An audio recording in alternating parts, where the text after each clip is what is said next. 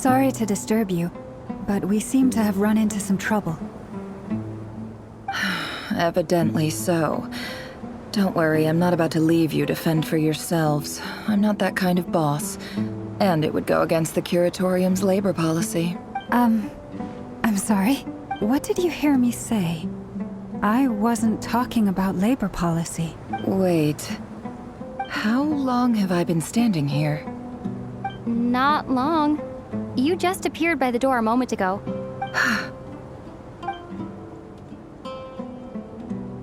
Boss, what's wrong? You look like you've seen a ghost. We've been tricked. We never left at all. Somehow I hallucinated that whole scene back inside the office. Hallucinated? But how? How indeed. This place should heed my will alone.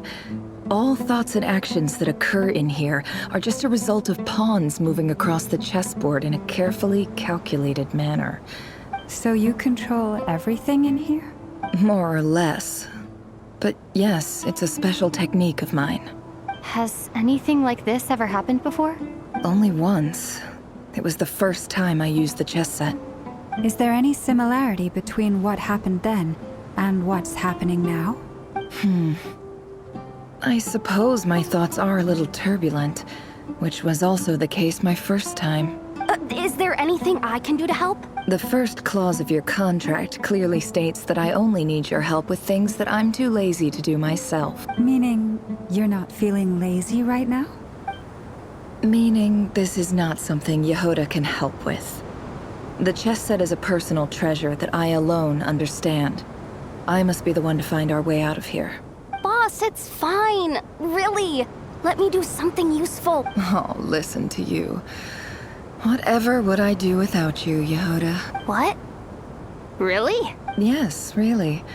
Where would I ever find another employee as obedient and servile as you? God forbid anything ever happens to you. Oh, okay. Well, anyway, I was thinking of fetching some water. There's gotta be a source around here somewhere. I suggest everyone find, even though all this chess malarkey doesn't exist in a physical you don't want to dismiss mental fatigue. Just because it isn't physical doesn't mean it's any less serious. But anyway, I got your backs, so don't worry about a thing. Don't I have the best employees? Jealous much? If we can find a suitable time, I'd love to borrow Yehoda for a day to help out at the Frost Moon Scions. Would you be amenable to that, Boss Neff? Oh, Lauma. Have I ever told you just how pretty you are? Beauty runs from the tips of your antlers to the depths of your imagination. Time to rally, everyone. Follow me. As we continue our journey, the same rules will apply. That means stay focused and no talking no matter what we encounter. And don't disturb the chess pieces. You have my word that I will get us all out of here.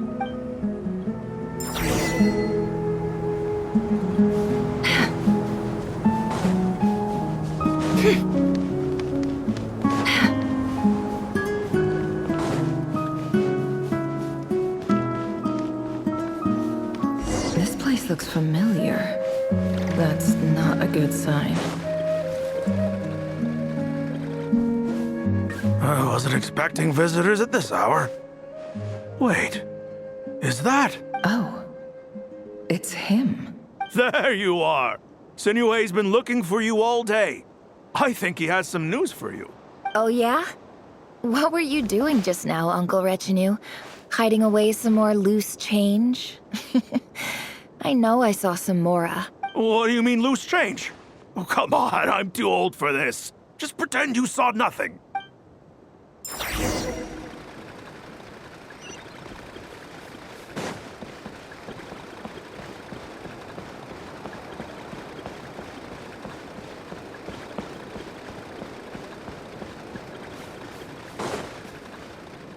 Hey, kid.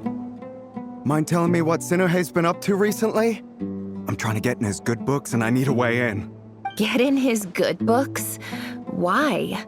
What do you want with my dad, Uncle Apepi? I've written a new song. I was hoping to showcase it at the next festival, but I'll need his approval. A new song, huh? I'd love to stay and listen, but unfortunately, Uncle Retinue says my dad's looking for me. Well, there's plenty of time and I'm not going anywhere. See that pile of stones? I'll be sitting there warming up my vocal cords. Come. Pile of stones. Got it.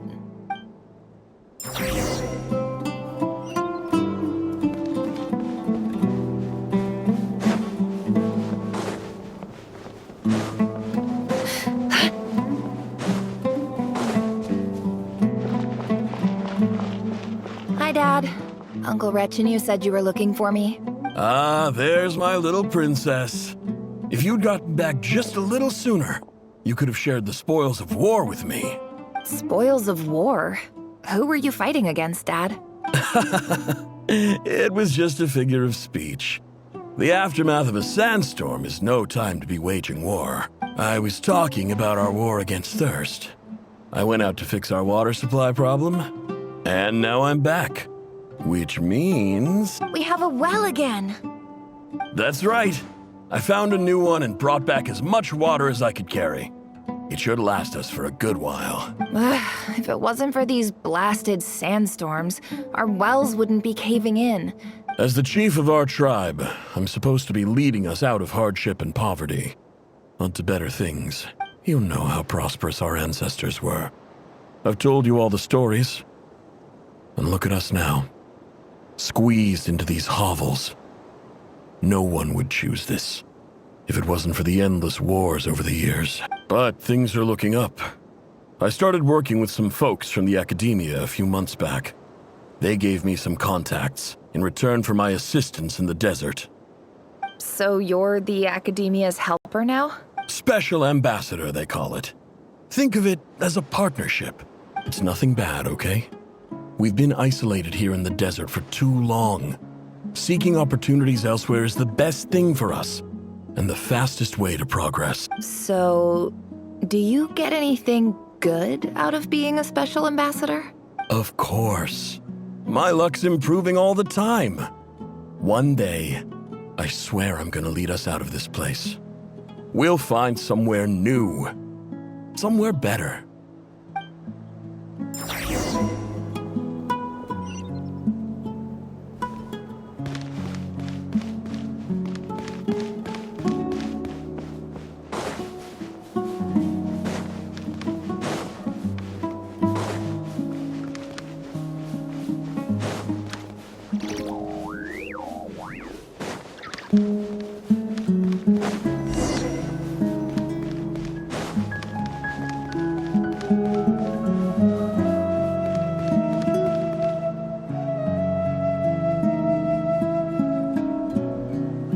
That's our well, and you know it. You stole from us. Well, you've gone from chief to thief, and now you have to face the consequences. Did you really think you could take our water without permission and get away with it? You're either brave, stupid, or both. And that special ambassador act? Yeah, nice try. We spoke to the academia. They said it was all news to them. You're a liar and a cheat!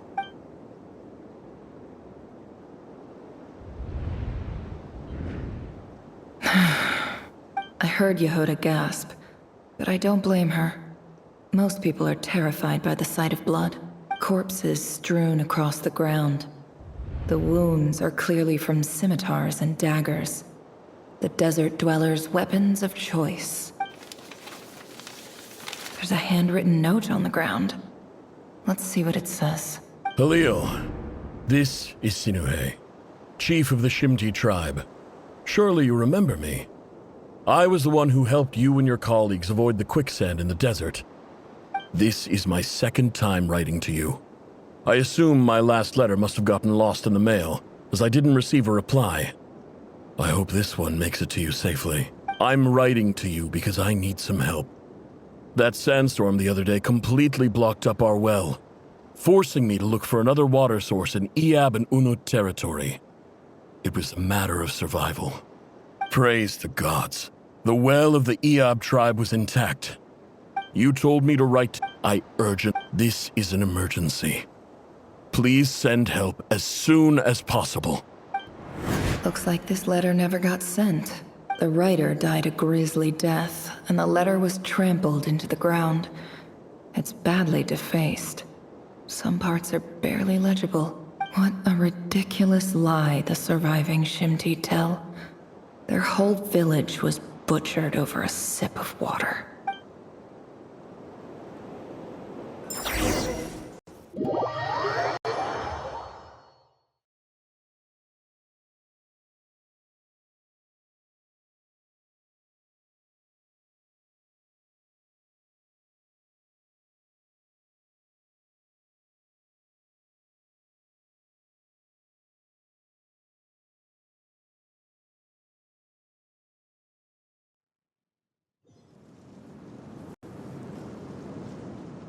Officer, welcome.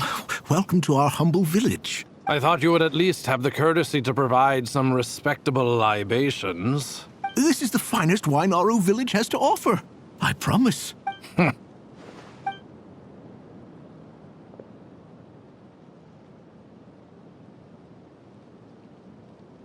The Academia has agreed to reserve a single space for a candidate from your village. But I remain skeptical of this entire endeavor. I highly doubt anyone in this desert possesses serious academic potential. Please, have faith. If not in us, then in our God. The child we found shows great promise. I beg you, take her away from this place. Give her a chance. Don't let her talent go to waste. I don't recognize her. New arrival? She showed up here a few days ago and we took her in. She's a really bright kid. Please help. I'm begging you. So, where are you from? Nowhere special. Just a sand dune. What about the rest of your family? How many of you are there? Just the one. It's only you? Correct. So, no brothers, no sisters, no mother or father? Any who have slept on a bed of sand, I call my brothers and my sisters. Apart from that, I have no family. All right. Get over here. Sign your name on the form.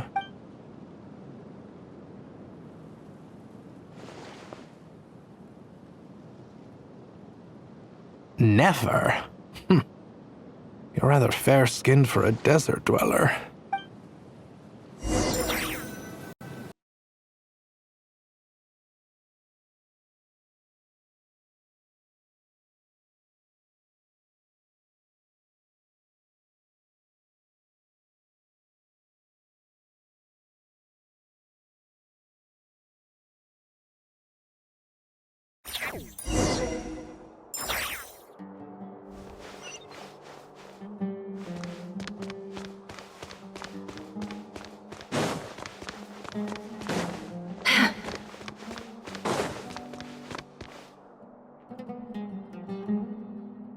Nefer, this term's assignments have been issued already.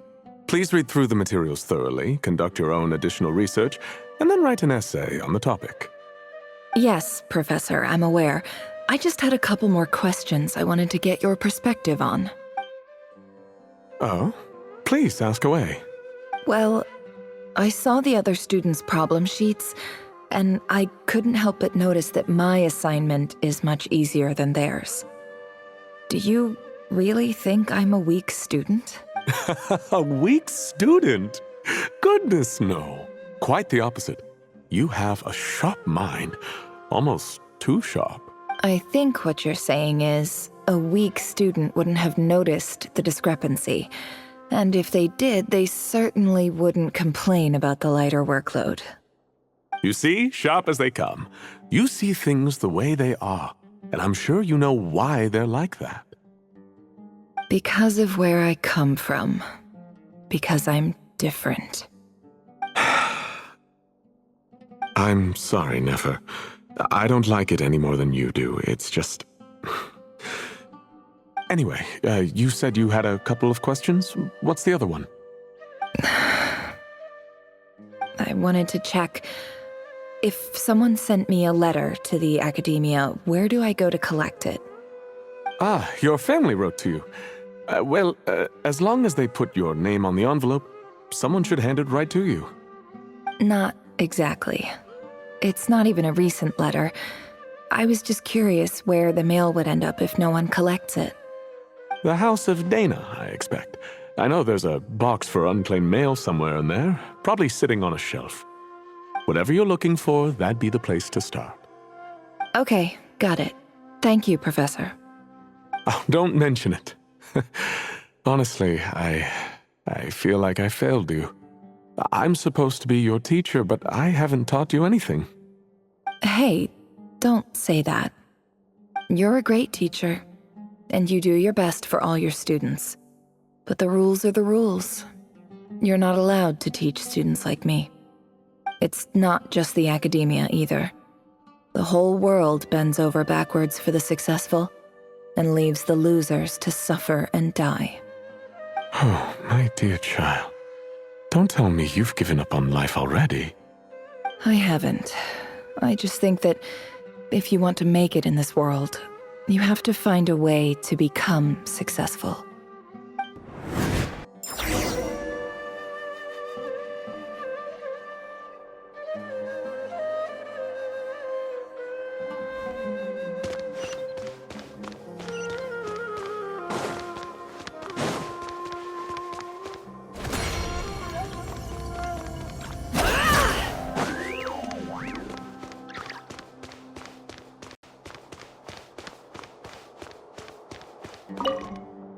This must be it. Let's take a look.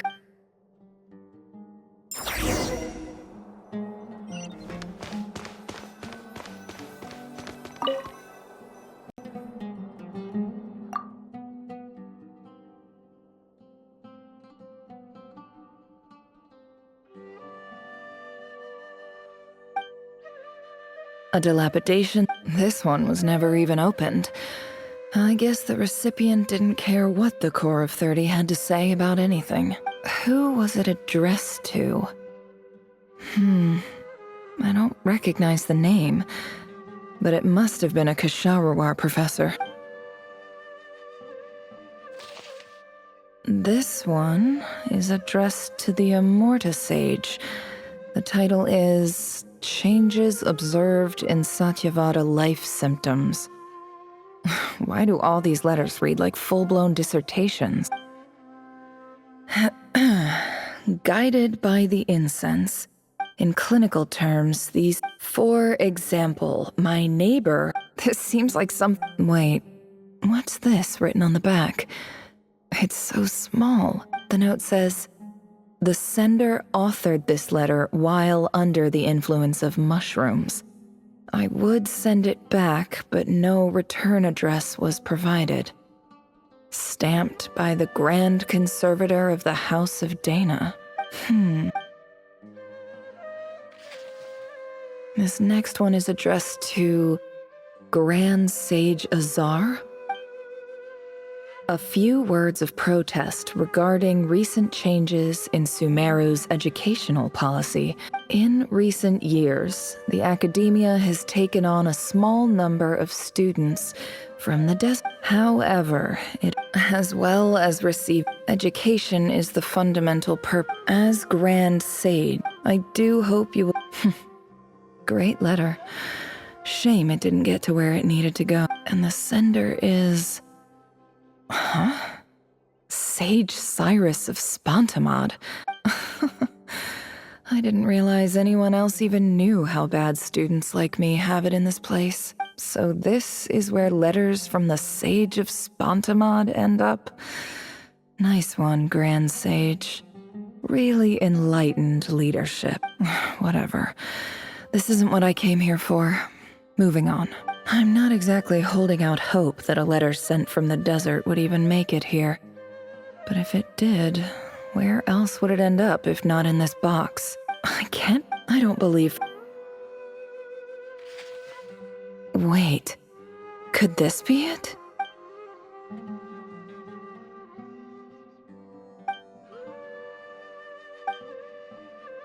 Greetings, Halil. My name is Sinuhe, chief of the Shimti tribe. I don't know. In my tribe, the Shimti... This brings me to my reason for writing. There was a terror... The Eob and... I found a well. When we met, that aside, we have... From the outset, the Academia never took you seriously. Those things they promised were just empty words. I doubt they even remember the name Sinuhe. And you were so emphatic that your luck had finally changed for the better. You swore you'd lead us to a better place one day. You spoke with such conviction, like you were the most powerful chief in the whole desert. You liar. You lied about everything. You promised the world and delivered on none of it. And who fell for it? Just me, by the looks of it. Despite your best efforts. Which makes you a pathetic liar. You weren't even any good at it. I think I'll take over from here. Let me show you how it's done.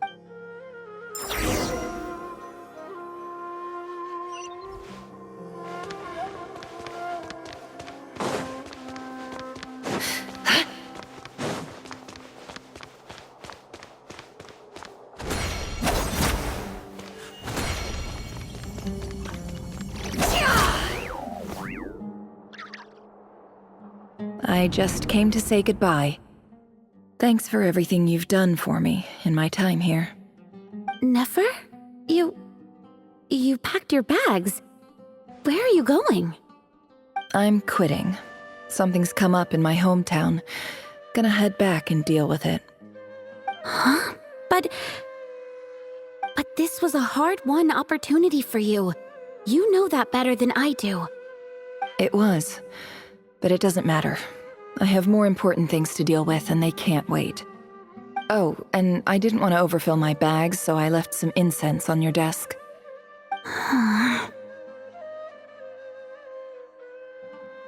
What's wrong? I thought you liked incense. Although, I did read somewhere in the House of Dana that it has hallucinogenic effects. Don't use it all at once, all right? Isn't this the stuff you brought from your hometown? You're just letting me have it? But you said it's a rare and valuable commodity. Yeah, about that. I lied. It's not rare at all. There's this bunch of ruins near my hometown that are practically overgrown with this plant. It's not worth much. Keep it, it's fine. But Nefer... All right, that's all from me. You take care.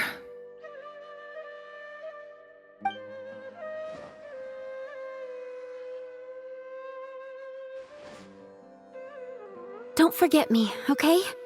I mean, we're more than just classmates, right? We're friends. Yeah, I'll remember you. I lied again. That incense is worth a fortune, and it's a rare find even in those ruins. And as for remembering her, I have far too much to do when I get back.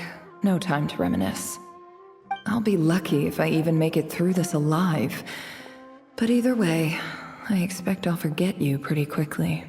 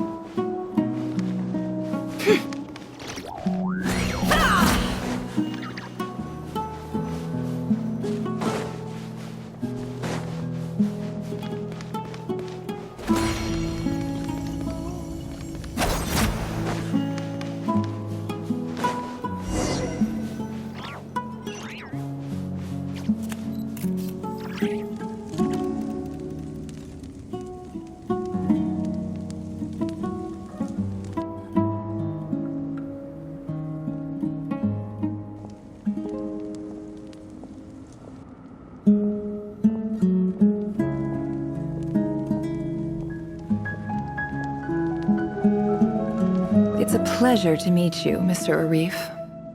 So, what does the Academia want? Since they've sent their special ambassador, I assume there's a big business deal to be made. If not, I'd be very disappointed. Please, sir, lower your blade. You're lucky I'm the one they sent. Not all special ambassadors share my admiration for the Eab people. The ever-shifting balance of power in the desert reduced the once great civilizations of this region to rubble and sand. But the story of the Eab has a very different trajectory. Others grew weak, but you grew strong, beginning in obscurity and moving to prosperity. You're the only ones who defied the trend. Huh.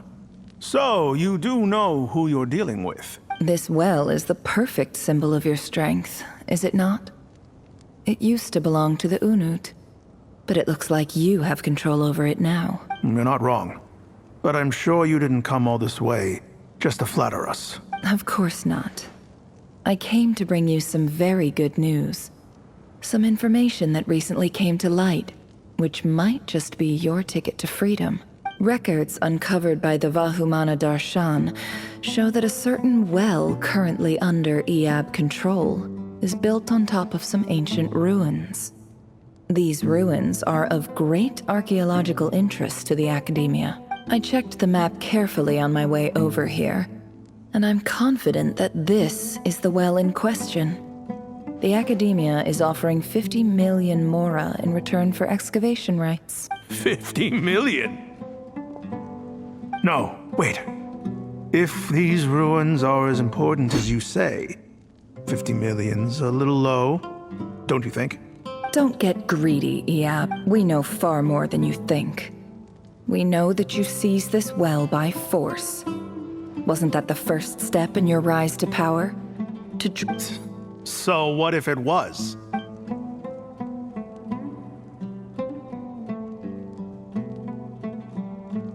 Don't worry. As unscrupulous as it was, it's something we're willing to overlook.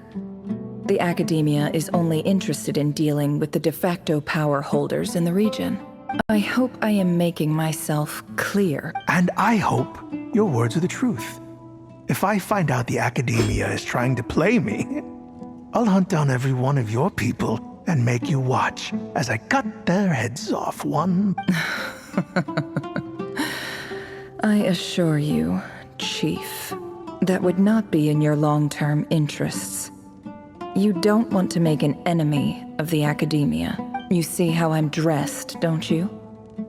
I appreciate that you've never been to the rainforest, but surely even you recognize an ambassador's attire when you see it.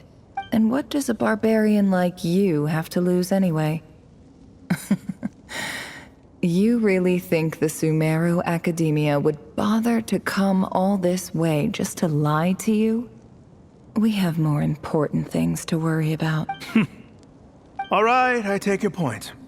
The Academia is the highest authority in the land. I'm sure you're trustworthy people. In that case, we have a deal. We will sell you the excavation rights. I'd like to thank you, Ambassador. This is good news indeed. Excellent news. In fact, it calls for a celebration. Would you do us the honor of staying a while and enjoying some Eab hospitality? Gladly. I am partial to wine myself, and I trust you are as well. So let's indulge in a few drinks together, in celebration of this momentous occasion.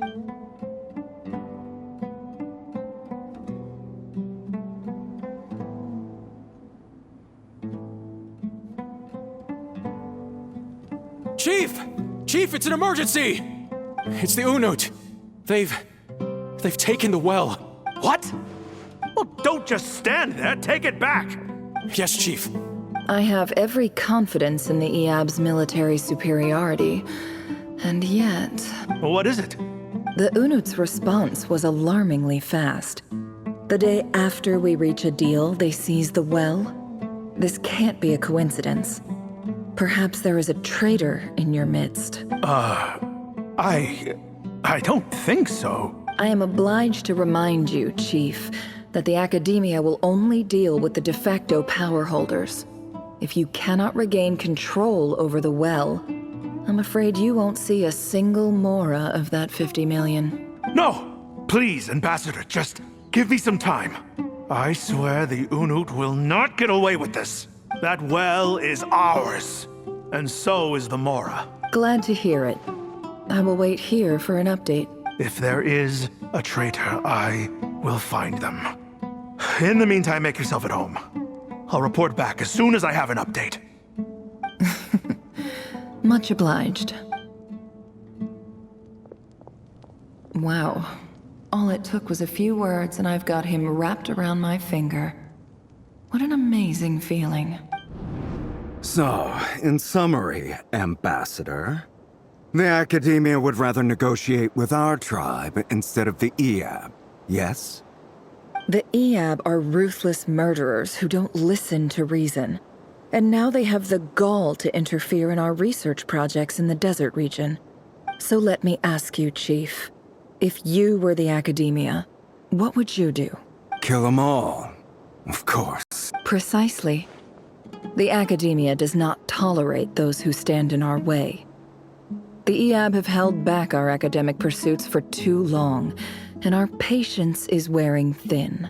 At the same time, there is simply no way that the Academia can be seen to be intervening in desert affairs. I'm sure you understand where I'm coming from.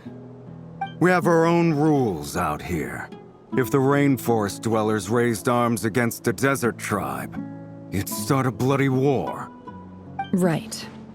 We can't confront them ourselves, but we can support their enemies. The Unut have always had strained relations with the Eab, which makes you our natural allies. Natural allies. Weren't the Eab your... Let me be clear. The Academia wishes to collaborate with the legally recognized rulers of the desert in this matter. We are asking for excavation rights to that well, and our offer is 50 million mora. Say no more. I believe we have an understanding. Good. Then I suggest you get to work. Get us access to that well, and the mora's yours. You see, Dad? Lying is easy when you know how. People will believe anything.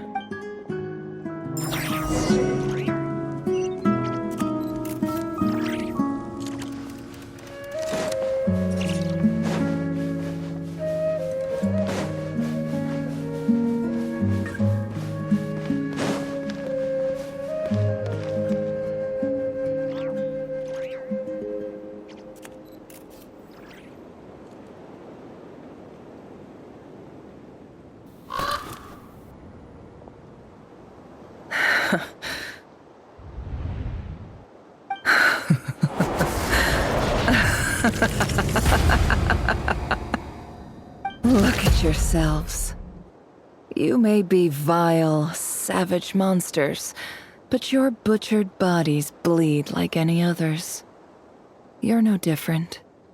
You're nothing special at all. The monsters who destroyed my home, they're just ordinary, petty human beings. What a joke.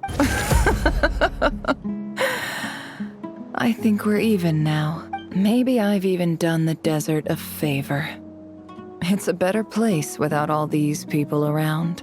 Oh, Sinuhe, my gullible fool of a father.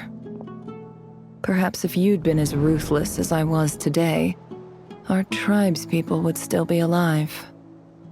In this dog-eat-dog world, a chief needs to be tough to survive. But you couldn't do what had to be done. So I did it for you. Nefer, it's okay. All of this is in the past now. I believe I remember you promising to remain silent. Yeah, but even Yehoda, is there anything you can do to ease the tension? All right, time for a sharp turn onto a completely different topic. So, anyway, that's enough of that. Feels like we've been walking forever. I'm getting pretty tired. Oh, Alma. Yes, if we can find somewhere to sit. It's not far now. There should be a temple just up ahead. Yes. Really? A temple? That's where this story ends? I guess that's how things go in the desert. Desert dwellers can never escape their destiny. Or so everyone says. I never wanted to believe it, but looking back now, I'm as desert as they come. You mentioned a temple. What's waiting for us there? My biggest trade secret of all. Ah.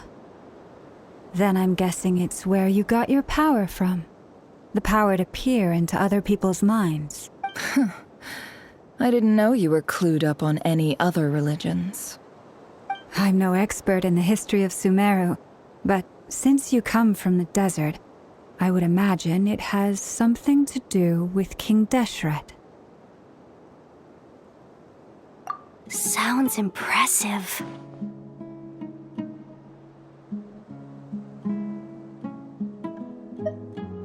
Ah, I know who you mean. General Mahamatra Sino. The spirit of Hermanubis dwells within him. That's Boss Neff for ya. She knows everything. Sino's hardly a figure of obscurity, but I know about Sethos too. What about him? Is he a big deal or something? Well, he's not a small deal, let's put it that way. Please, this is the bare bone basics. Save the flattery. Thanks for your patience, everyone. I'm sure it's been a lot to take in. With any luck, that's our exit just up ahead.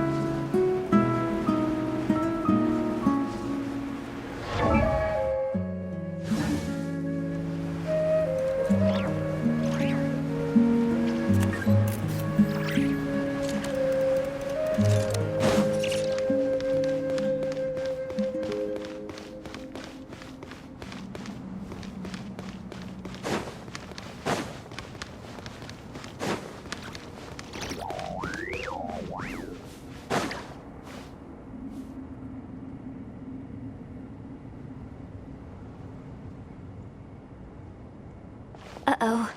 Uh-oh. Uh-oh. I'm totally out of my depth here. I don't have anything to add about any of this stuff. Like, look at that statue, for instance. I want to do the whole name-dropping, this girl knows her stuff thing too, but I've never seen anything like it before. A statue with the head of a bird. That's Thoth, the Ibis King, one of the 7 pillars of King Deshret. The legends say that he, the Crocodile King, and the Goat King were the 3 retainers of King Deshret. Let's take a look.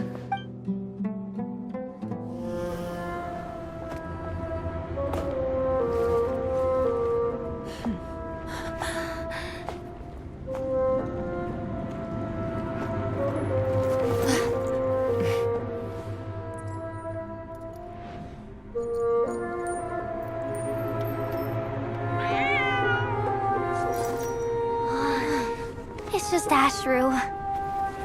So, all is well?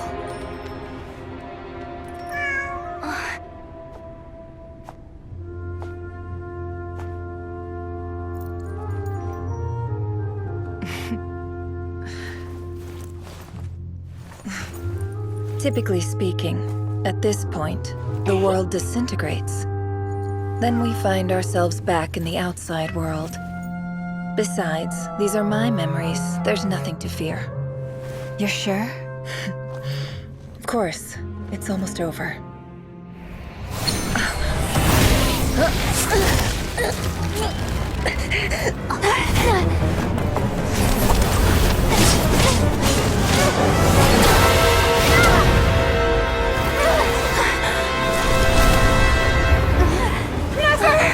on!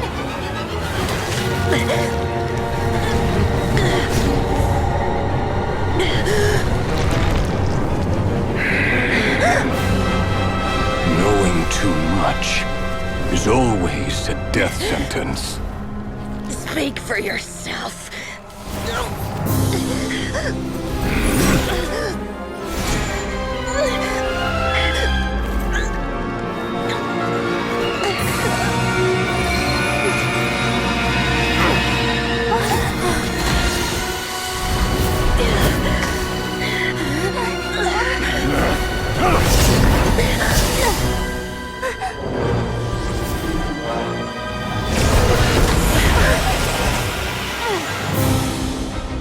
How repulsive.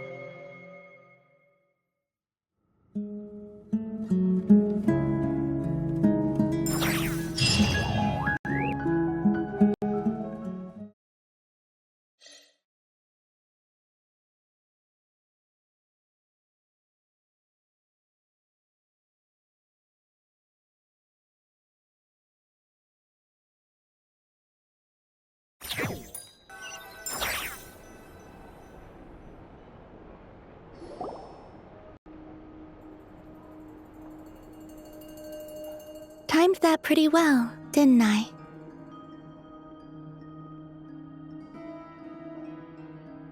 It's okay.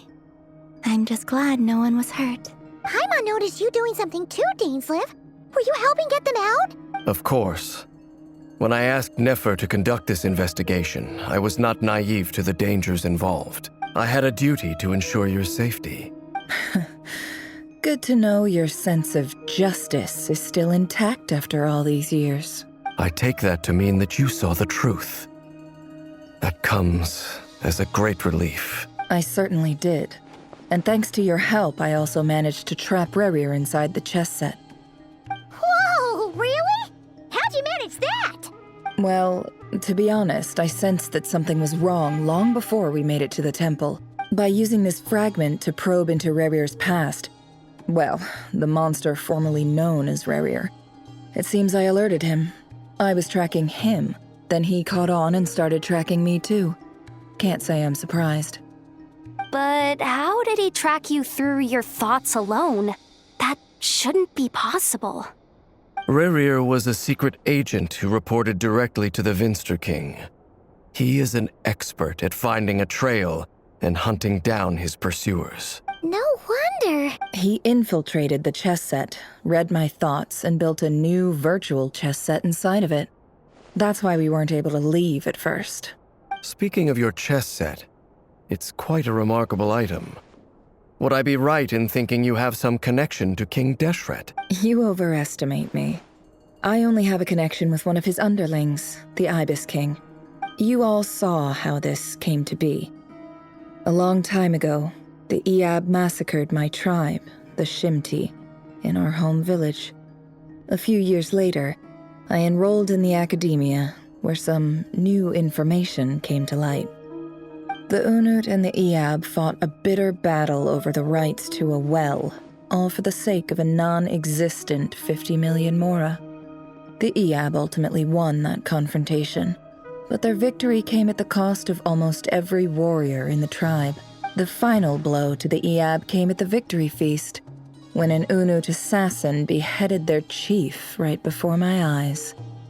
The remaining Iab fled and have been scattered to the winds ever since. Having gotten my revenge, I returned to my hometown, where to my surprise, the nearby temple was still standing. There it was, seemingly immune to the relentless hostility of the desert, while my tribal home lay in ruins. As I stood there gazing at the temple, I noticed a cat just outside. This cat, as it turned out, was home to the spirit of the Ibis King. He led me to a gate deep inside the temple, and there he made a deal with me. This chess set is my gift from the Ibis King. The chessboard within is made to the same specifications as the one in the mausoleum of King Deshret, and represents his power of piercing analysis. With this chessboard in its container, I gained a certain ability to perceive hidden secrets. Now, you could conclude that the Ibis King simply wanted to give the people of this world the power to seek the truth, but I don't believe that's the full story. Every god plays favorites. Their hearts are as fickle as any human's, full of secrets, perversions, egotistical tendencies. But precious few gods are willing to admit this. It is the same with all powerful forces, including fate itself. Their gaze falls preferentially upon a select few. As you rightly point out, this is an act of favoritism. If you're alluding to the Abyss, then yes, I agree. Gather the others. It's time to share everything I've learned.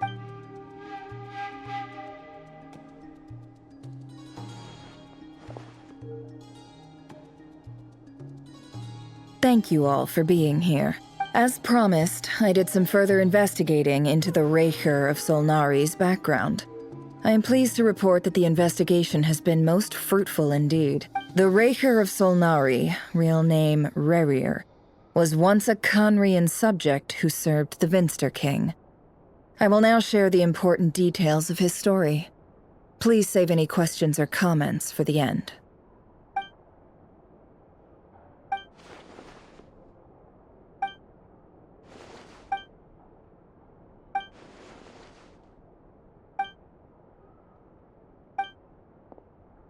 So that's why he's so obsessed with the moon. A tragic tale, to be sure. But it does not excuse his many transgressions. No matter how much Rerir suffered in the past, the fact remains that he is what we know today as the Wild Hunt, wreaking havoc upon innocent lives in Notcry. He becomes more dangerous with each passing day. If left unchecked, it is simply a matter of time before all of Tevat suffers the consequences. This is a threat that the Knights of Favonius cannot ignore. A question for Miss Columbina. Forgive me if this is presumptuous, but have you ever seen the spatial gateway that appeared in Rerir's memory? Never. But I have heard stories of something called the Moon Gate, and this seems to fit the description. Miss Lama, any thoughts on this? In the lore of the Frost Moon Scions, the moon is believed to hold many secrets. Some sources speak of ancient knowledge, others of a gateway to the unknown. The term Moon Gate is one I have heard before. But as is the case with all of our legends, there are no records of any first-hand witnesses. We cannot know whether it truly exists. Then back to Miss Columbina. As a moon goddess yourself, do you have some idea of where the Moon Gate leads to? Not at this stage, sorry. I do hold the power of the Frost Moon, and my strength is recovering well. I can sense that the gate would open at my command, but... But there's more to the power of the Frost Moon than that? Yes. A moon goddess has the right to open the Moon Gate, since it is a path to the moon. But as never mentioned, holding open a spatial gateway takes a huge amount of power. And right now, I need to conserve my energy to fight the Reicher of Solnari. I'm afraid this is one mystery we may have to leave unsolved for now. I agree. Better to save your strength. But if you'll humor me for a moment, I have a bold conjecture of my own regarding the world beyond the gateway. I highly suspect that neither Tholindis nor Rerir made it through unscathed.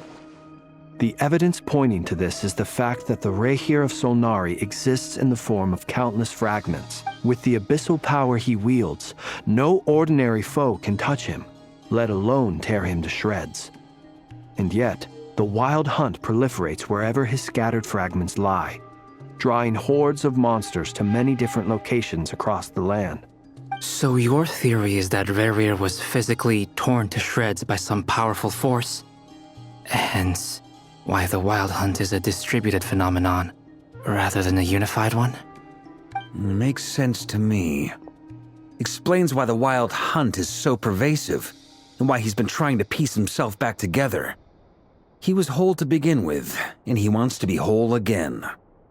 Without the power of the Abyss on his side, he almost certainly would have perished the moment he was torn apart. But the Abyss, much like a curse, has kept him alive. I could not agree more. The power of the Abyss is most surely a curse. It is a compelling explanation, and one that accords with my present understanding of Abyss creatures. Whether the life form in question is primitive or advanced, if a curse has extended its lifespan unnaturally, it will continue to survive in spite of everything. This raises some interesting questions. I will run some experiments and see if there is any validity to my suspicions. That being said, regardless of whether my research bears fruit, I would like to thank Miss Nefer for conducting such a thorough investigation. Already, it has greatly enriched my understanding of the entity we face. My pleasure, Mr. Albedo. I too hope that the information I have shared today proves useful as we look to formulate the next stage of our plan. Hey! What is it, Dainsleif? You look really upset! It's just... when I think of the man I once knew as Rerir, I struggle to understand why things had to turn out like this. The two of you used to be friends, didn't you? I don't know if these words will bring any comfort, but my heart goes out to you. Mine too. We could never know all the hows and whys of the way things are. The moon and stars are full of untold secrets and lies, and the skies are host to many more mysteries than these alone. Yet, none of that can begin to compare with the complexity of human life. Those are the first comforting words I've heard in a long time. Thank you both. Well, I think this is a good place to end today's meeting. I'm sure Nefer needs some time to recover. She's been through an awful lot today. That's very thoughtful of you, Lama. Of course. Sounds good to me. Take some time to rest and digest before we reconvene to nail down a plan.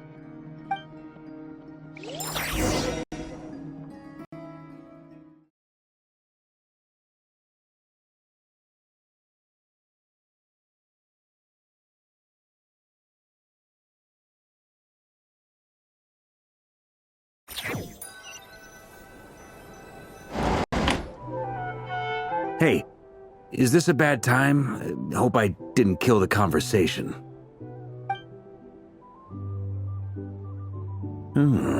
Nice room. Oh, I'm not coming in, though. Why not? It's just a hotel room. If it's all the same, I'll just stay out here. I might not look the part, but I'm technically a knight. Barging into people's private quarters isn't the kind of thing we do.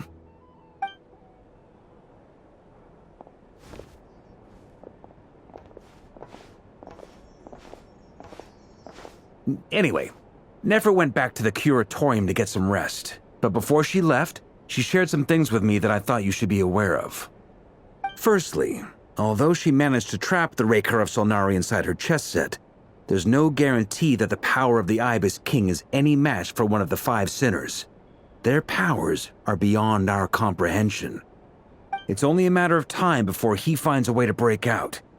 We have to come up with a plan and take care of him before that happens. Honestly, my mom figured that might be the case. So, how long have we got? Well, I asked her that same question. She talked for a long time, but for the most part, it seemed like she was trying to convince me how precious her chess set is, and what a long and storied history it has. It felt like some kind of sales pitch, you know? The kind where you end up handing over Mora against your will? Anyway, after all that, she finally answered the question. 2 days, at most. 2 days? Holy moly!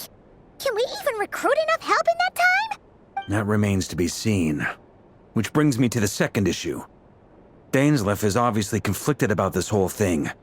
But given how little time we have, there's no way we can pull this off without his help. You have some history with him, right? Do you think maybe you could talk to him for us? Great. I appreciate it. All right, on to item 3. So, Albedo, Durin, and I put our heads together and came up with a plan. Can't promise it's gonna work yet, but at least it's a start. We figured we'd bounce the idea off you first. We'll explore it further once everyone's recovered.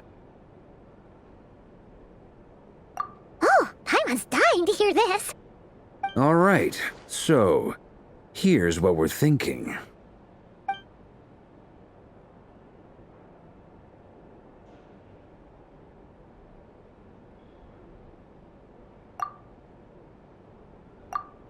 We felt a little uneasy about roping you into this. I mean, firstly, you're not locals, and secondly, none of us are your boss.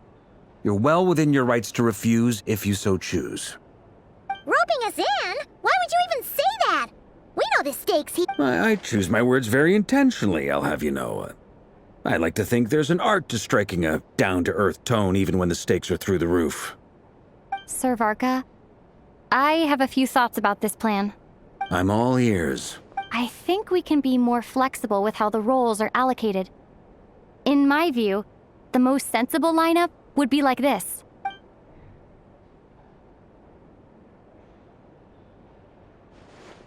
I see your point, yeah. But if that's how we're going to approach this, you'd better make sure you're ready. To be clear, I don't doubt your abilities. Far from it. I just want to make sure. Are you really willing to take all this on? I want to do everything within my power. The Reikir of Solnari is a truly fearsome opponent, and if I do my part, it'll greatly reduce the risk for everyone else involved. Well, that tracks with what I've heard. Jean's mentioned in her letters that you're so diligent it's almost abnormal.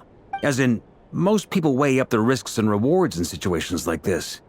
But you seem to just march towards danger without a moment's hesitation. Of course, everyone appreciates a fearless pioneer. But all that aside, I'm the Grand Master of the Knights of Favonius, and you're our honorary knight. I want to make sure your courage doesn't come at the expense of your safety. Thank you, Sir Varka. Well, I should be the one thanking you.